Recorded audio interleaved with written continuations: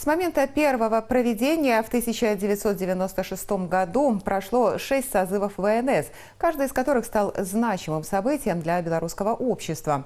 Участник Всебелорусского народного собрания прошлых лет, историк Александр Горный, поделился воспоминаниями о масштабном форуме. Усебеларускі народны сход з'яўляецца вельмі важным прадстаўнічым органам народаўладдзя ў нас на Беларусі. Безумоўна, такія органы маюць вельмі значныя гістарычныя карэнні ў нашай мінуўшчыне.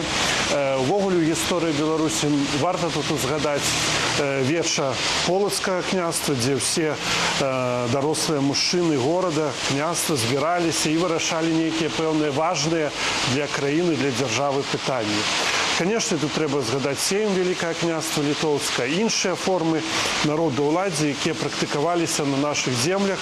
І вось якраз Усебеларускі народны сход, ён акумуліраваў у сабе гэтыя традыцыі гістарычныя і таксама зрабіў пэўныя навацыі, новаўвядзенні ў нашай палітычнай сістэме. У гэтым годзе, у 2026 годзе, мы адзначаем 30-годдзе.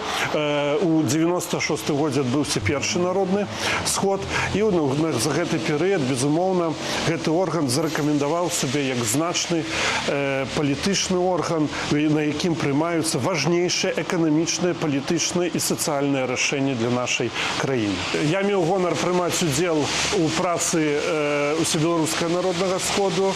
Гэты сход, які адбыўся ў 2010 годзе, тады я быў яшчэ студэнтам Купалаўскага універсітэта і нават выступаў на гэтым сходзе.